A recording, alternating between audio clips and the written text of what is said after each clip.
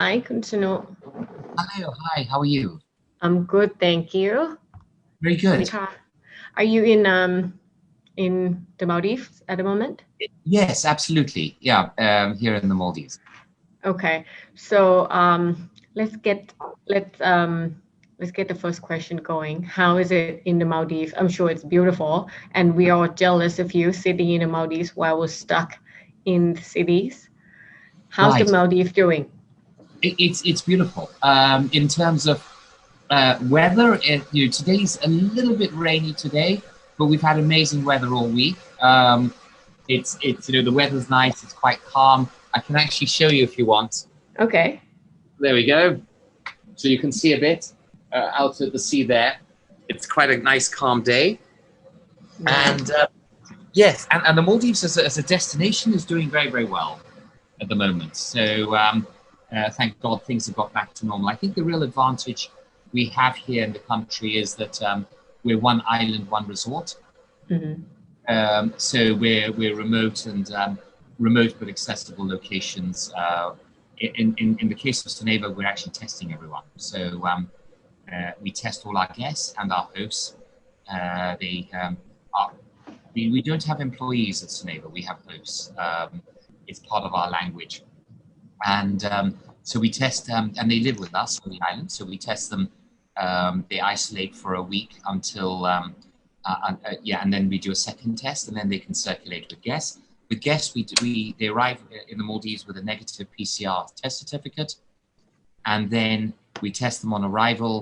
We ask our guests to stay in the privacy of their private beach and private villa and private pool just for about 6 hours until we get the results. We have the latest equipment from Roche. We have our own laboratory, and it takes about 6 hours to get an accurate real-time PCR test.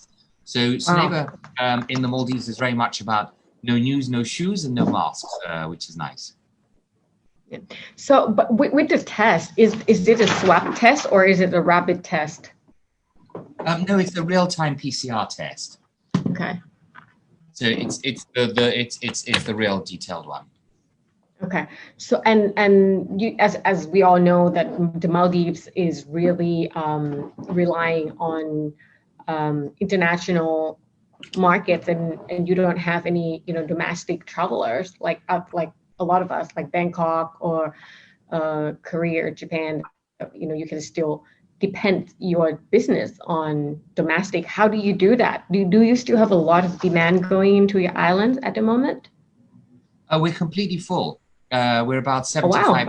75% up on last year. So all three resorts, even Soneva Kiri is actually better than last year. Soneva Kiri in Thailand. Mm-hmm. But Soneva Fushi and Soneva Jani are about 75% up on last year for October, November, December, because the borders reopened in July. Business is back to normal.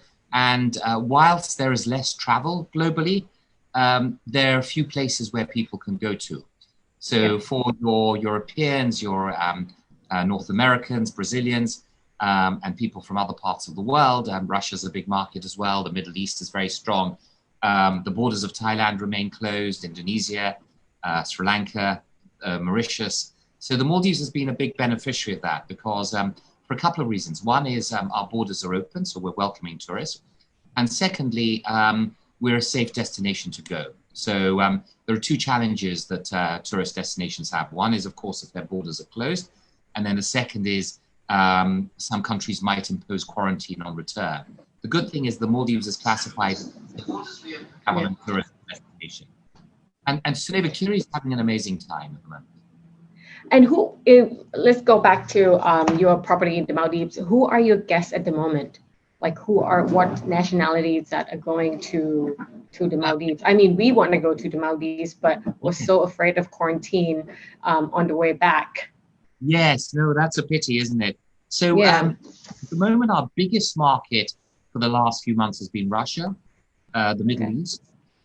The UK is very strong at the moment, so I'd say it would The be in the UK top. as well, even Yeah. after the third wave. Yes, no, there's still guests who've escaped, and now they've extended longer. But the Maldives Okay. is on the travel list, so if you return to the UK, you don't have to isolate from the Maldives. Right. Yeah, so we have French guests who've just arrived, Germany, quite a big market. The US has not been too bad. Brazil's been quite strong, funny enough, other side of the world, but we've been doing quite well from that market. But and of course, India. India has been a very large market for us because it's our main short haul market, Right. a market that's within 4 hours flight, and of course, And it's a large. Sri Lanka, I guess that another market feeder for you. Not really, no. India, of course, has high level of wealth for resorts like ours. There's disparity of income, and so there's a high level of wealth amongst the population in India, and people who can afford to stay with us. Okay, so for you, it seems to me that you already start your recovery stage. Is that correct? Well, as I said, you don't even need. Sorry? You didn't even need the vaccine to kick off until you start your recovery stage, from what I understand. Yes, we've created a safe environment for our guests, and as I explained, business is very much stronger than last year, and I think that will continue into the at least into the first quarter of next year as well. We're seeing high demand for January, February, March. Which is normal for you, right? These are our high season months. That's right. Yes. Mm-hmm. Okay. So we're seeing also challenges with ski resorts as well. So quite a lot of families have decided to stay here. So we're very fortunate, but we've created the right environment. The Maldives government have been brilliant. They've opened the borders. They realized they protected their people. They ensured everyone was safe. They increased the medical capacity in terms of hospital infrastructure, ICU units, ventilators if needed. The fatality rate's been very low in the Maldives. It's been 0.3% of those infected. It's quite low because the thing with this virus is that it's not very virulent. It's not very deadly. It's just very infectious. And so if you're young, if you're under 65, the fatality rate's actually quite low. It's much lower than other viruses in the past. So how do you combat the rate of infection and the spread of infection? By testing. So the Maldives insists on a negative certificate on arrival. And the Maldives is also naturally isolation centers because it's 1,200 islands. So it comprises 1,200, in a way, isolation centers. And that, in a way, is the attraction of the Maldives. And then, of course, we're testing our guests on arrival. So we're creating COVID-free zones. And then we're boosting our immune systems so that if for some reason someone is infected, the chance of fatality is almost zero. We offer our guests, they're obviously getting a lot of vitamin D3 when they're here in the sun. We give them a fantastic Ayurvedic herb called Andrographis paniculata, which has been known in South Asia to have, and especially India, to have had great effects against COVID. In fact, we've been giving it to our guests, even though those guests who test positive, those guests and... Oh, you have guests that tested positive? Of course, because they come with a negative certificate, but they may have caught it on the plane, and that's the advantage of testing. So we've been giving our guests the Andrographis paniculata, this Ayurvedic herb, and within a week they've been negative. Really? That's the longest, yeah. Wow. The shortest is about 3 days. So building up one's immune system, testing extensively, that's really the solution to COVID. And fortunately, we've managed to address that, and we're back to normal, very much so. So with you, I would say, like, if with this as your case study, do you think there are going to be a lot of hotel and resorts that are doing similar things to you, that enhance on wellness and well-being and really exclusive luxury for the time moving forward? Well, I haven't really followed what many other resorts are doing. What I do know is that in the Maldives here, we are also offering tests to other resorts because the capacity of our laboratory is 1,200 tests per day, which is in this atoll. So we have about 35 resorts in the atoll where I am now, Soneva Fushi, the Nunu atoll where Soneva Jani is, as well as the two neighboring atolls. There are about 35 resorts where we're offering testing capacity. Some are testing all their guests, but a majority of the cases, they're just testing their guests on departure because the guests needed to take a flight, like such as traveling with Emirates or to return to their home country. Yeah. But I also believe that the future is wellness. The future against further pandemics and viruses is boosting one's immune system, eliminating chronic diseases. And this is something we're quite passionate about at Soneva, this idea of boosting our health, boosting our wellness, and the fact that wellness doesn't just exist in the spa, it exists throughout the island. It's the Ayurvedic remedies we're giving at breakfast, at our breakfast buffet. It's the fact that every Soneva has a plant-based restaurant out of our choices. You can dine at Soneva Jani. You can spend 8 nights at Soneva Jani and not dine at the same place. At Soneva Kiri, you can spend 4 or 5 nights and there'll always be a different choice. But they always have, a third of their menus have plant-based food. Mm-hmm. And then we're also trying to avoid food that we know is traditionally dampens your immune system and causes chronic ailments, whether it's white flour, white sugar, dairy, or beef. Those are products that we try and minimize in our food and beverage offering. And our offering of those has reduced by about 75 to 80% just in the last 12 months. Wow, okay. So you're big on, as we know, sustainability and health and wellness. And there now a lot, from my experience, there are a lot of hotels and resorts that are moving that way with, IV dipping or even like facelift, Botox or whatever in the resort. Do you see yourself going further down that road with, medical kind of offerings in your resort? We believe very much that wellness comes from supporting one's body. So in terms of intervention, we're not so much into physical intervention in terms of Botox and things like that. Even IV dip? We do IVD, of course. We okay, offer you do, yeah. In fact, I personally do it myself. So every week I'll have 20 grams of vitamin C and an antioxidant mix. But we've just teamed up with a California company. We have about 6 different mixes of IVD. IV if you need that.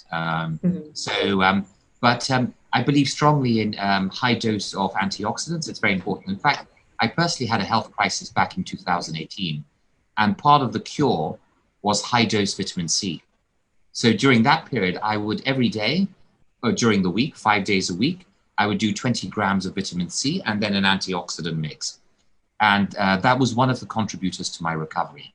So we believe very much in supplements. We believe very much in healthy food, different things that help against food. For example, pomegranate seeds, mangosteen, they're known for being very good against cancer. The blueberry is a fantastic antioxidant. Lots of vegetables. Each Soneva has big organic gardens with a whole array of vegetables and fruits and fresh fruits, which we know is very important. So really trying to emphasize the fresh fruits, the vegetables, and reducing on those foods that reduce the immunity and challenge the body.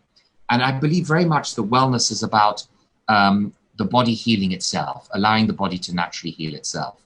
And wellness is about giving the body the tools to assist it in healing. Western medicine is quite often is based on a belief that the medicine itself will create the cure. But you can't compete with thousands of years of evolution. Our bodies are very sophisticated machines. And however much modern science you have, you can never compete with the knowledge and the understanding that our bodies have in healing themselves. So my view is that the essence of a cure is to support the body in its own healing. So, okay, I have to confess, I'm actually not a big believer in nothing that is not Western medicine. So I get sick, I go see a doctor, and I'm all like, about that. Never really into wellness or eat right or meditation and things like that. How do you convince someone like me with, I work constantly, I have a baby, and I only treat myself when I get sick, to actually go into that route of wellness of Soneva? Um, I suppose it'll be tough, but you see, but yes, I think it will come from continuous effort. We have to change our habits, and when you live with us, when you come and stay with us, you'll see the benefits. You'll immediately see the benefits, because if you try and practice for a week, you'll see the results. I mean, the best way to convince people is by the results of what they do. So if you come to Soneva, you'll, in the morning before you go to breakfast, you'll hopefully do some form of exercise, whether it's the gym or doing yoga. You'll do some meditation, so you balance your body. At breakfast, you'll have a lot of tasty food. My wife Eva and I believe very much in the idea of embracing and. So it's not either or, it's and. Okay. So our food is very tasty and healthy at the same time. So you'll have food that's extremely tasty, but also very healthy. And hopefully after a week of that, even if you have a glass of wine, the wines are based on biodynamic winemaking, following the patterns of nature, organic farming. There's no pesticides in the farming, no sulfides in the winemaking process. Even if you have chocolate, the chocolate is generally dark chocolate, which we know is quite healthy for you. So if you have our chocolates, you have our wine in moderation, they can actually be good for you as well. Plus, of course, all the food, the salads, and avoiding the dairy and the sugar and the white flour, complex carbs rather than white rice and other things. So from what you just said, do you see yourself going into like a retreat kind of a product eventually? We are. There's a plan to build another resort in the Maldives, and eventually we'll do something like that. But already our resorts have a lot of wellness. There's a lot of, we've already embraced wellness very much in our resort. So if you consider all three Sonevas, I think the level of wellness is considerably more than what we had at our Six Senses destination spa. When I owned and operated Six Senses, we had a destination spa on Naka Island near Phuket. And I think what we're doing now at each of our resorts embraces much more wellness than we had then. So but you don't force people to actually join a program. Like they can just come in, do their own things, or they don't want to if they don't want to. It's not like absolutely. You need to be on this program and do X amounts of this. No, exactly. So our resorts don't oblige people. It's not a cure. So it's not that you go just for the cure. You can go and enjoy the resort. You can go to Soneva Kiri or Soneva Fushi or Soneva Jani, and you can enjoy the beauty of the resort. All three Sonevas have a cheese room. We have some plant-based. Is that even healthy? Sorry? Is that even healthy, cheese room? We have some plant-based cheese. Oh, okay. But we also have cheese, which is very tasty. It's a bit of protein, but perhaps it's not. It's dairy, of course, which I try and avoid. But one needs to have a bit of joy once in a while, and one needs to enjoy one's food occasionally. True. And so we even have a meat room with hams as well. So there's an ice cream parlor. But so you don't have to live a healthy life when you're at our resorts. But there are a lot of great healthy choices. So it's easy. Someone just asked, do you offer steaks in your resort? We minimize. So our beef consumption has dropped. Just a plate. So we minimize beef. Our beef consumption has dropped by about 90%. So why is that? We don't actively promote it on our menus. So if you go to any of our restaurants, there's not a beef dish. There's here at Soneva Fushi, there's one which is a Japanese concept. So they do this beautiful new style torched Wagyu nigiri. So you have the new style sashimi nigiri with torched Wagyu beef, a thin layer, which is delicious. I think we have something similar at Soneva Jani, but otherwise we don't have it. If a guest would like some beef, we'll go and get it from the freezer and we'll make it for them. But we don't actually offer it and promote it in our menus. Okay, so whoever that asked that question may have to pack his own beef or just giving up beef for a few days. No, we have it in our, as I mentioned, we have it in our New fridges, stuff. Yeah. but not on our menus, so we don't actively promote it. It's like with milk. We don't have milk on our buffet, cow's milk. We will have Okay. almond milk and coconut milk, but if you want dairy milk, then or, cow's milk or goat's milk, we will then take it out of the fridge and offer it. The reason for you not promoting beef is does it has anything to do with carbon footprint, the logistic of transporting these beef, or what is it? It's a perfect example of what Soneva stands for. So through our core purpose, which is imaginative and engaging slow life, we try and achieve two objectives. We offer our guests luxuries whilst minimizing our impact on the planet and enhancing their health. So luxury, sustainability, and wellness at Soneva are not opposites. They go hand in hand, feed off each other. And you can argue that the more sustainable we are, the more luxurious we become. And I can touch upon that perhaps a bit later. And avoiding beef and dairy ticks two of those boxes.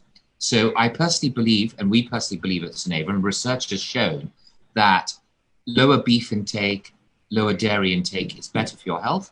But of course, we know that the cow is the second biggest contributor to global warming.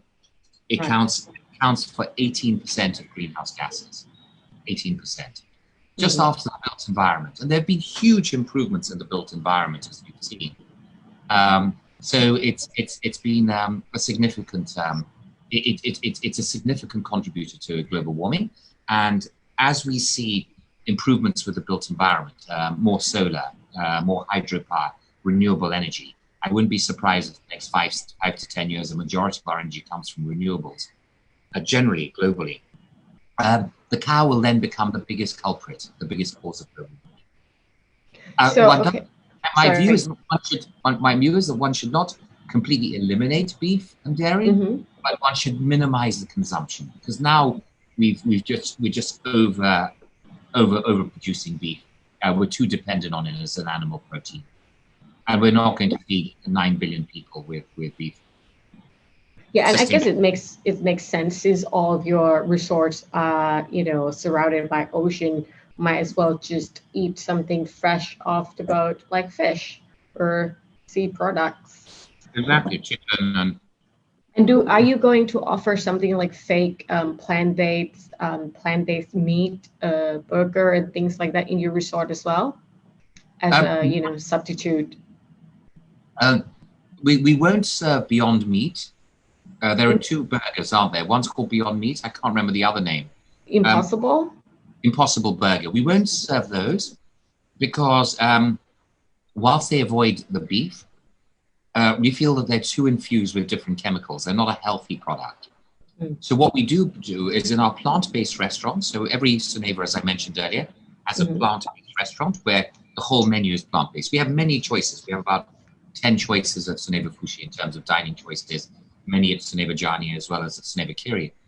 So in our plant-based restaurants, of course, there's no meat. It's just plant-based. It's vegan in a way.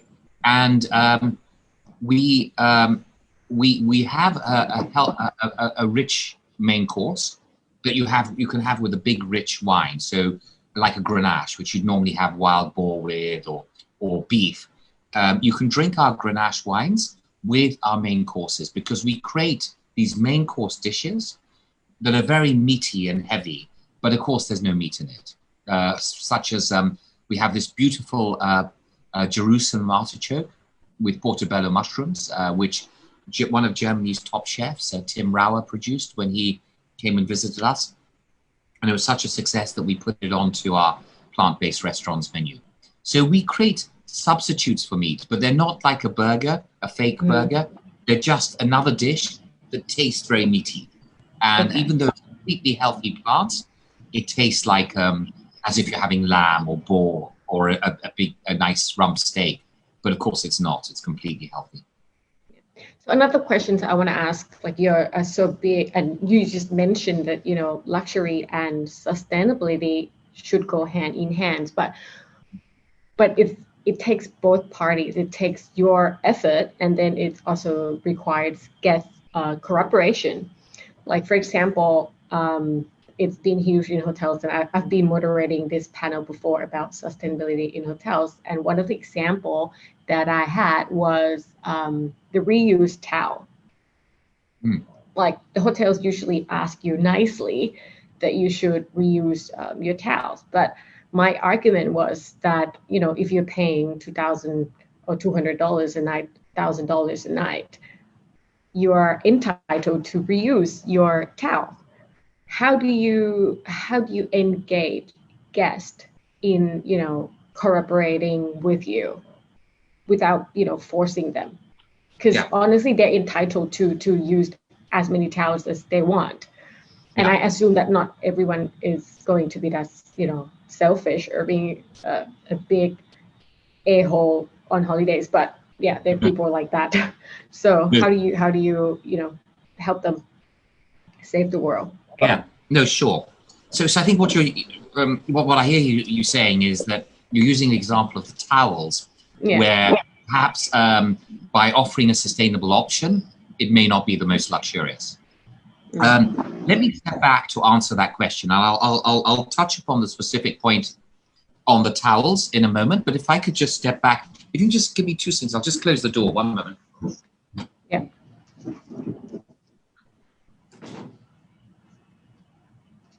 Yeah, so I'll come to this point about the specific case of reusing towels, but let me step back and explain how we achieve sustainability in luxury and wellness and how they go hand in hand.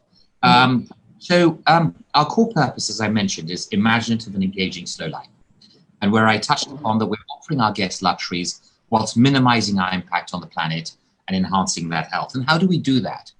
We do that by questioning and challenging what is a luxury, because it's a word that's being misused. People use the word luxury left, right, and center, and very often they don't really understand what it is.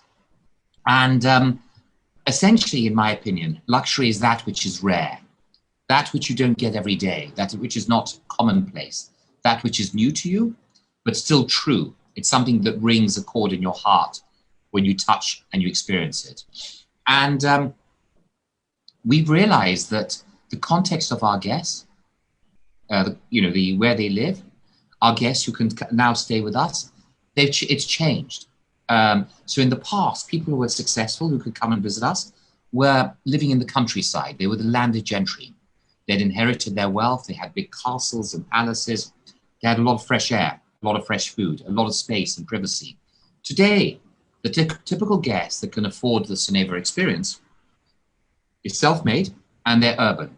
They're living in cities, where a lot of what the successful people who would visit us in the past took for granted, that fresh air and space and privacy, etc., is now rare. If you're in a city, like I presume you're in Bangkok, if you're in Bangkok, fresh air is impossible. Fresh food is a challenge. Space and privacy is at a huge premium.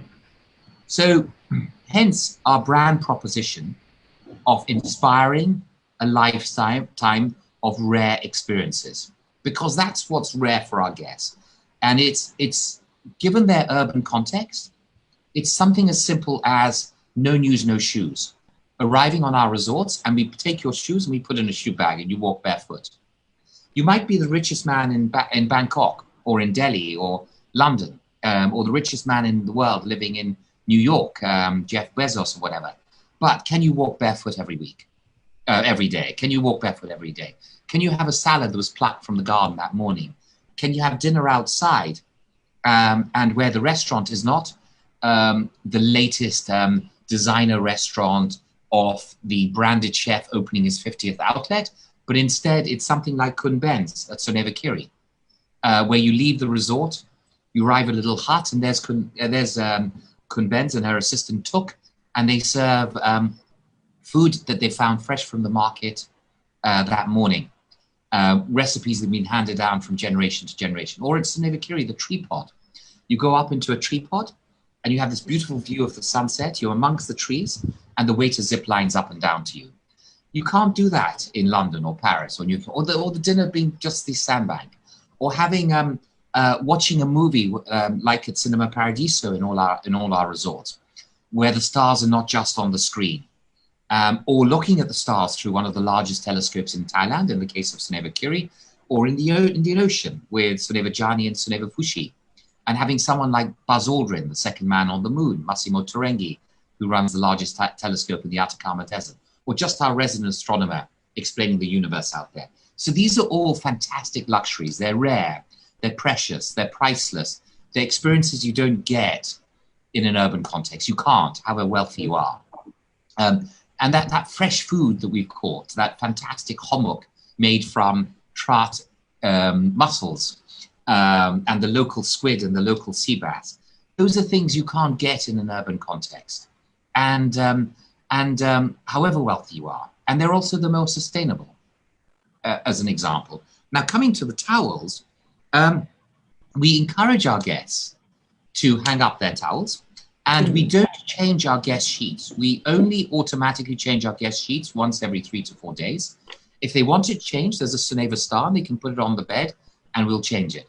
A majority of our guests are very happy with that, and they appreciate it. But if they want their sheets changed, then they can put it. And because of how we manage our laundry and the energy involved in our laundry and how we treat our waste, we recycle 90% of our waste. The damage from the laundry is minimized because in our resorts, we've come from remote environments. We don't just plug in for power and plug in the waste and give it to the local sewage. We actually manage it ourselves. So our level of recycling and waste management is considerably superior than most cities. Hong Kong, for example, has a 45% recycling level. We're at 90% at our resorts. So if the guest wants to use their towels more often, we're cleaning those towels in the most sustainable way possible. We're also doing other things, like we're eliminating single-use plastic. So we have beautiful toiletries, beautiful shower gels and shampoos, but they're in big ceramic containers that we refill. They come in big 5-liter tubs, 19-liter tubs, the supply, which we then send back to the supplier to refill. So there's no waste plastic involved in our shower gels or our shampoos, but we have the finest quality. They're paraben-free, they're healthy, there's no toxic chemicals in them. And they're of a very, very high quality. It's the same with straws. We don't have plastic straws, but we give you a very nice straw. So we've tried to, in every aspect, we ban branded water, no Evian or no Vitel, a water that's healthier, Soneva's own home-produced water that's healthier. And the savings go to water charities. 900,000 people have had access to clean water as a result of the various charities that we've funded. By the savings, by not serving the Evian, the Vitel, the Badois, just serving water bottled on site. So after hearing you said all that, so next time when I go to Soneva, I'll make sure to not change my towel, because actually that was my example. That was actually me trying to change towels every time I go to a hotel. But I was just giving hotelier an example of how can you engage guests. I guess the way to do that is to educate them on the impact that they can make for the world. Right, absolutely as well. I mean, that's something that learning is the second L in Slow Life stands for learning, learning, inspiring, fun experiences. So we do believe that our resorts do offer learning opportunities. Okay, so Soneva has a very strong brand, and it's a brand that everyone wants to experience, but not everyone can afford. Has this branding strategy changed post-COVID-19? Unfortunately, to achieve what we do is expensive. So our rates are still quite high. For Thailand and Soneva Kiri, we've created a domestic rate, which is a bit lower for the Thai market, and that is working well, and we have a lot of demand from Thailand. But there's only so much we can reduce our rates in the case of Soneva Kiri because they're remote locations. We have a very high employee guest ratio. We offer a very personal service. Every guest has a barefoot butler that looks after them personally. Those features of personalized service are unfortunately expensive.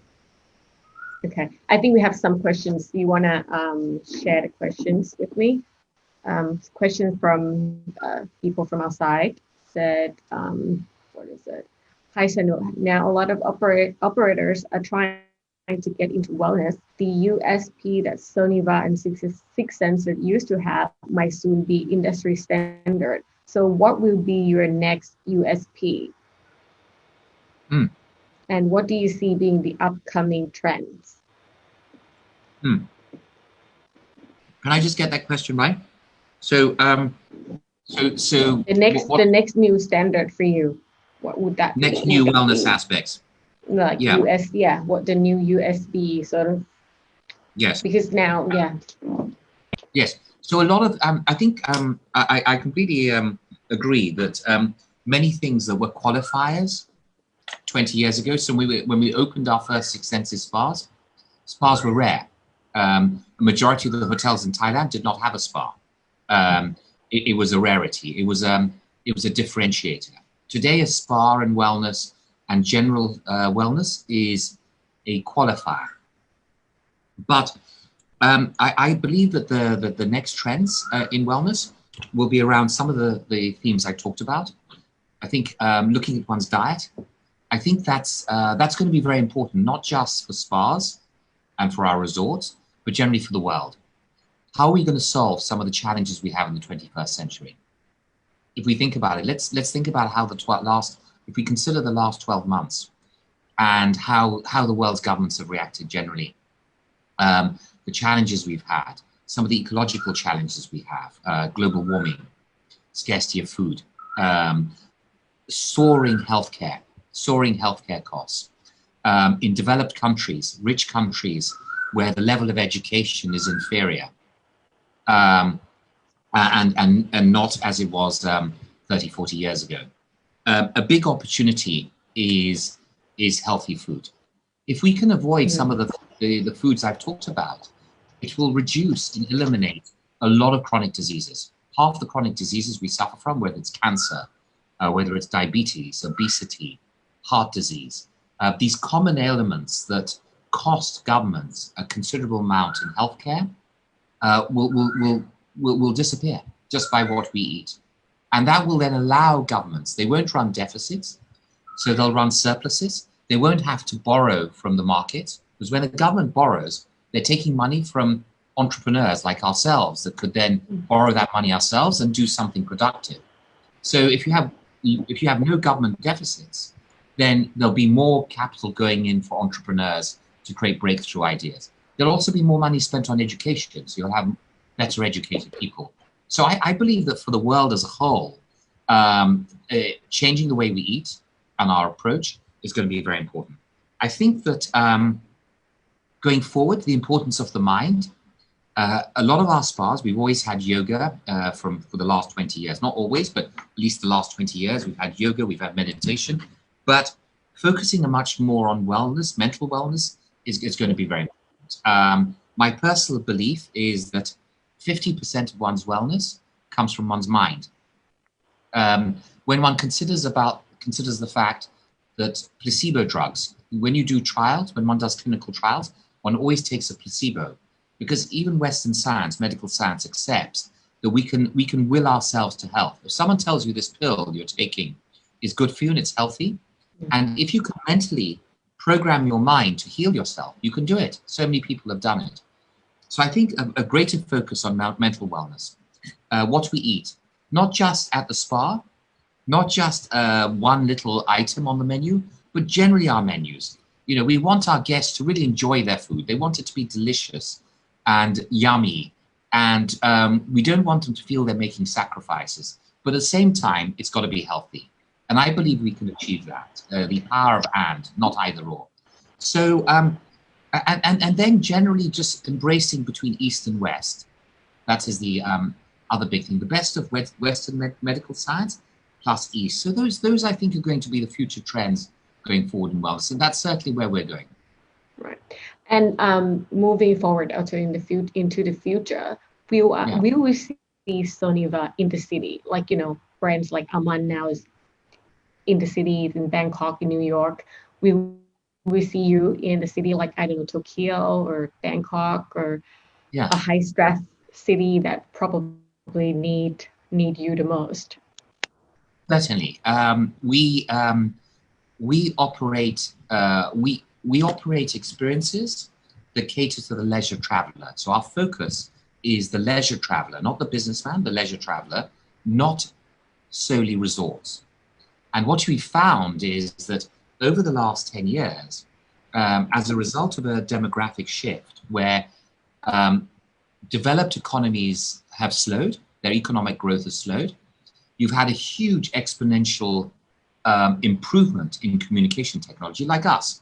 We're halfway down around the world and we're having an interesting discussion and conversation as if we were in the same room. So that improvement in communication technology has resulted, and the slow growth of economies has resulted in a dramatic shrinkage of corporate travel. And what that has done is that it's been very good. As a corporate traveler, when a corporate traveler goes to London or Paris or New York, they go for a meeting. They then go home to the hotel. They'll have some soup or take something from the minibar, and they'll do their emails, they'll go to sleep, and then they'll go the next day. Whereas the leisure traveler will arrive at midday, they'll go out to lunch at a local restaurant, they'll go to museums, they'll go to theaters, and then that night they'll go to another restaurant.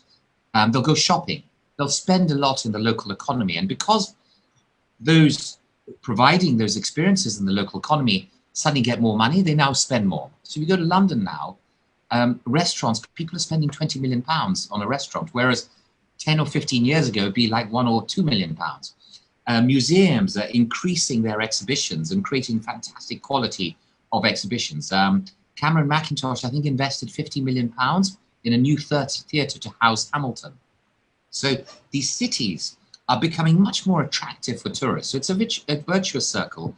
And we believe there's a huge opportunity to offer the Soneva experience in cities, because there are certain cities and certain locations where you can fill your hotel with just leisure travelers. And as I mentioned, where is it? It's a leisure traveler, not resorts. Mm-hmm. Okay.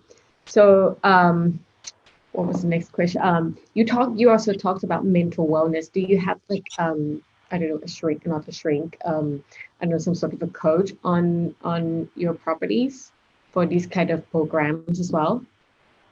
Sorry, I missed that completely. Sorry. The mental wellness. So you talk about the mind, mental wellness. Do you have a specialist that working in this area in your resort as well?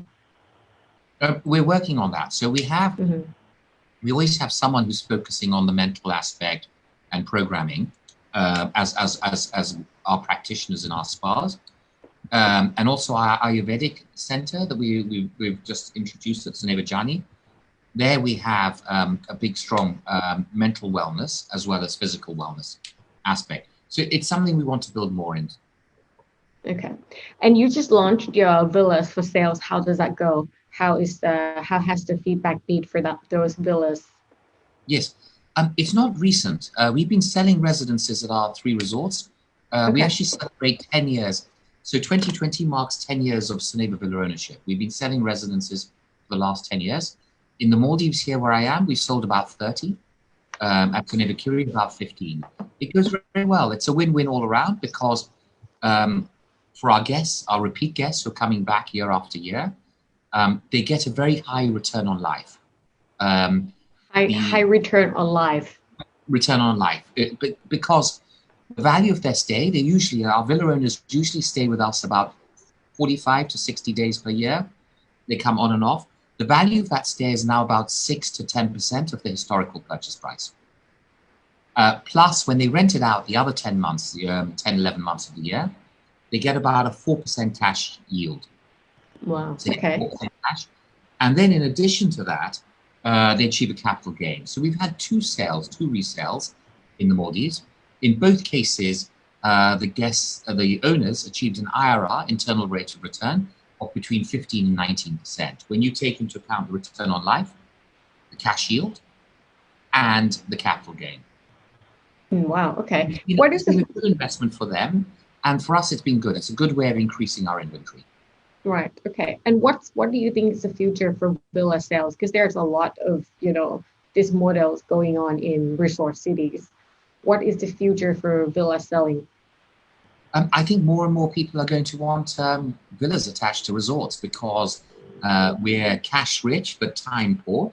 And the advantage of having a villa next to a hotel is you have everything. So you don't arrive at 6 in the evening and you have to fix the light bulb or the toilet's broken or the fridge is empty. You arrive to your villa, the fridge is full, the toilet's working, the lights are working.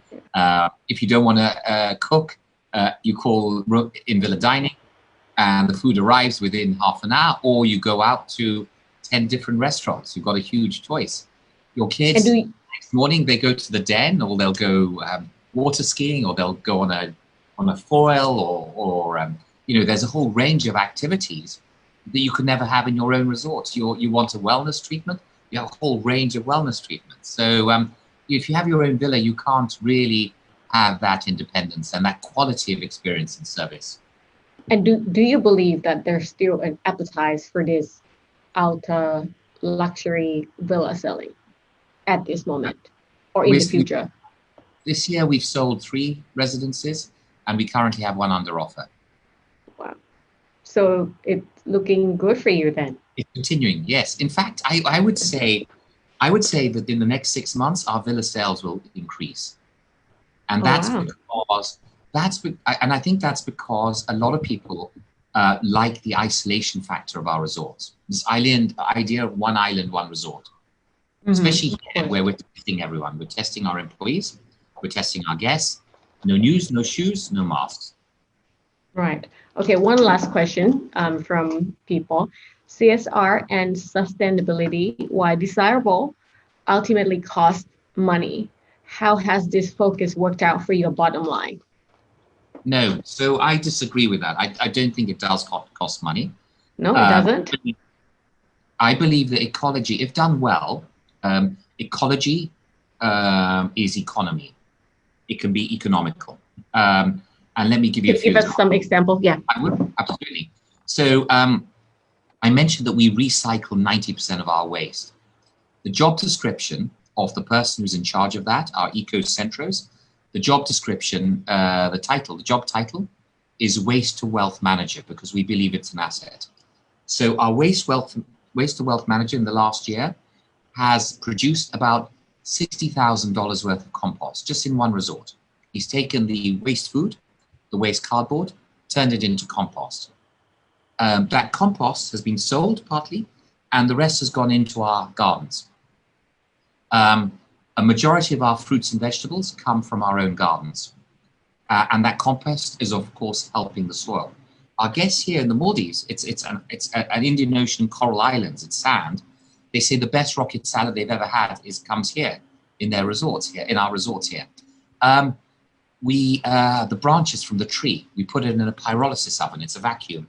We then create a fire underneath and we create charcoal. That saves us importing charcoal. We make coconut oil from our waste coconut. 83% of our non-structural building blocks are made from waste material.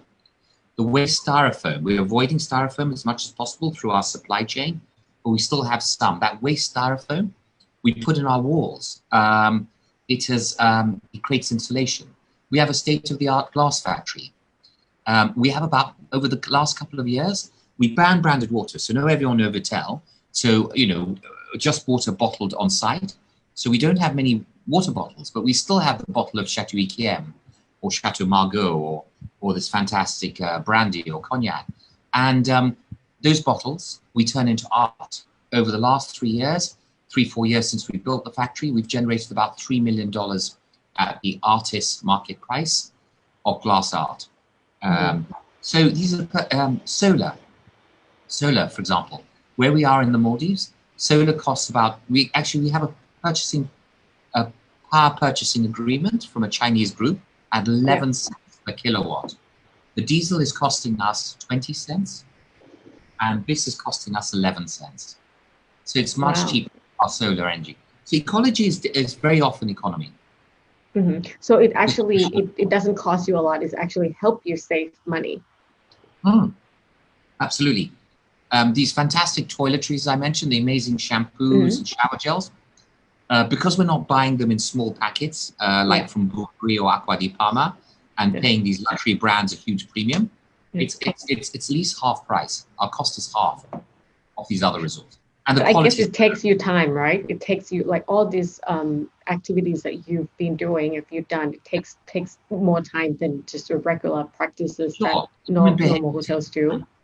Exactly, human behavior, changing human behavior does take time. That's for sure. Right. Okay. So, is there any questions coming from people outside? Oh, another one. Okay. You already answered that. Has this practices help you financially? Does it make you rich? I guess that's what it's trying to ask. Yeah, we're certainly better off as a result. Yeah. And okay, last question. How do you build such a strong brand like Soneva before we go?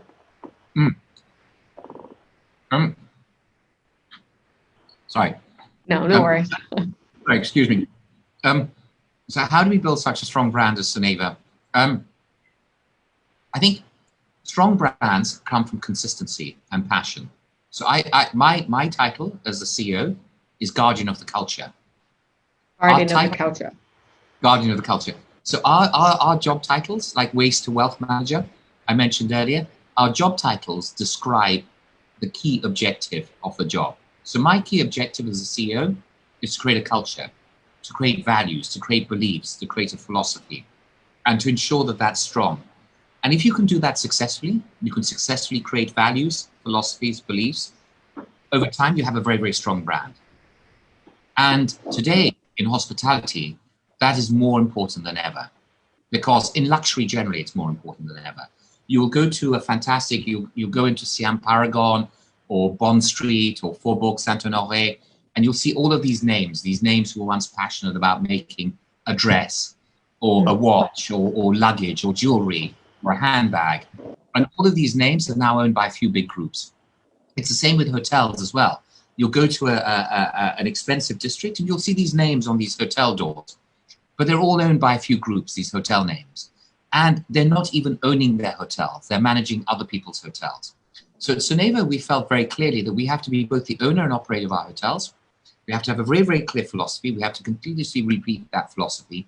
And over time, we'll have a very, very strong brand DNA. And I think that's what's served us well. It's by being both the owner and operator of our hotels, we can be very disciplined and constant and consistent.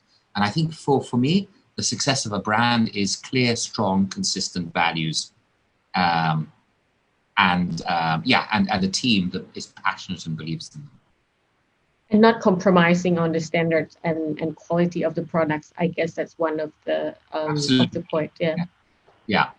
When you own and operate your hotels and it's your own brand, of course you do that. Yeah.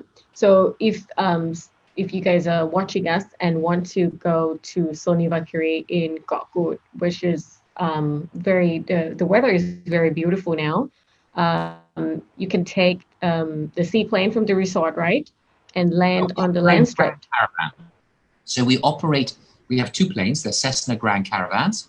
You go to Suvarnabhumi, the planes go from Suvarnabhumi Airport, and it's about an hour, a little over an hour 10, an hour 20 minutes with our own plane directly to Komaisi. Komaisi is an airport which we built. Literally, it's about 5 minutes from the resort. So then you arrive at the airport. The buggy will pick you up at our airport. It takes you to the boat. You're on the boat, and we put your shoes in the bag, which says no news, no shoes. We give you a coconut drink and a cold towel, and there you are at the resort. So it's very close. It's a perfect example of remote but accessible. It's on Koh Kut.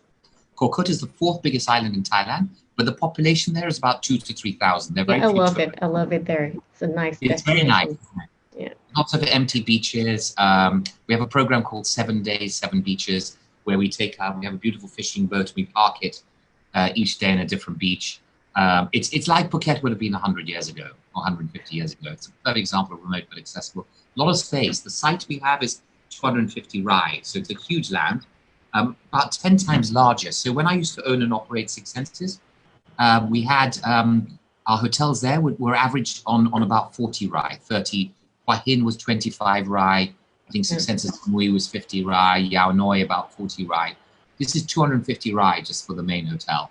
And you can go around the island, and there's so many empty beaches. It's stunning. Waterfalls. This is a lovely time now, and it's the best time of year to be this time of year. It's not too hot and not too cold. Yeah, It's stunning. the weather is nice. So the barefoot is real, so you don't need to bring your expensive flip-flops because nobody's gonna see them in your photos. Exactly. So nobody cares about your airmates flip-flops, so leave them at home. And if you can afford 7 days, 7 island on Soneva, that would be great. It might cost you a little bit, but you'll get the return in life, return on life, right? Return on life, absolutely. Yeah. So I had a few things I'd like to, tips I'd like to give you if you're going to Korea. So now's a lovely time. As I mentioned, it's not too hot, not too cold. It's beautiful in the evening. Just take a light sweater in the evening. It does get a little bit chilly at night, but during the day it's stunning. And I'd definitely go to Korong National Park. It's about 25 minutes with our speedboat, 25 minutes. And what we can do is we can organize breakfast there or lunch, where we park the boat amongst all the beaches, and we make a fantastic picnic for you. Or you can go onto a beach there, and it's beautiful, the water there. Kuntuk's, the restaurant, Benz's assistant, you leave the resort. After 5 minutes, you come to this beautiful beach, and there's a little river on the side, and you go up the mouth of the river and a lot of mangroves, and after a few corners, you come to Kuntuk's there, which is this fantastic restaurant, a little hut. You can go around the island. There's a lovely restaurant called Chonchi Cha, which is fantastic upcountry food. So you take the boat, the speedboat, and then we stop for a swim, sort of halfway, and then it's about 45 minutes there in all. So after 25 minutes, we stop in the bay, we swim around for an hour or so, and then we go and have lunch. And there they do amazing lunches. That's a nice trip. There are waterfalls as well. Kokut has incredible waterfalls. So I highly recommend that. I definitely have one dinner at the View restaurant. It has an incredible view of the sunset, which is very nice. And we're just opening, we have a plant-based restaurant, but we're adding a new concept to it, which will be Thai plant-based. And I'm not sure when that will launch, but it'll be in the next couple of weeks. So I highly recommend that as well. So quite a few interesting experiences. And another thing though, is it kids friendly, the resort for small kids? We have 2 dens. We don't have just one.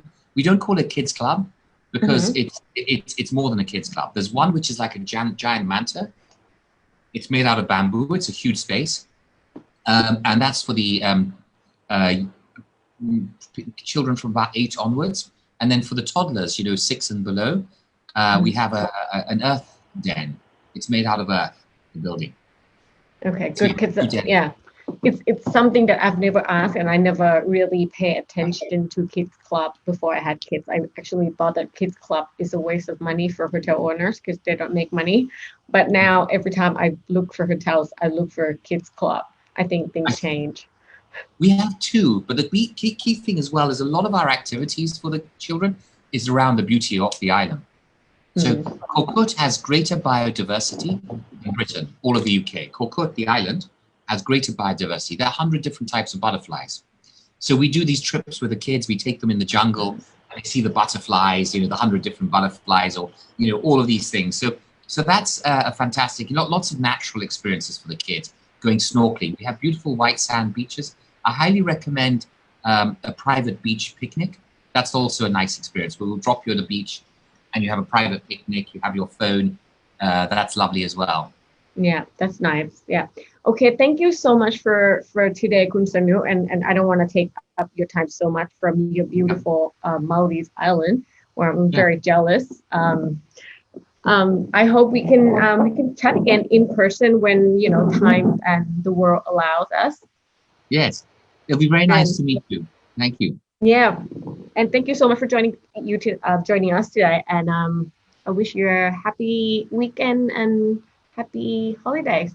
Thank you. Thank you very much. Bye-bye. Bye. Bye.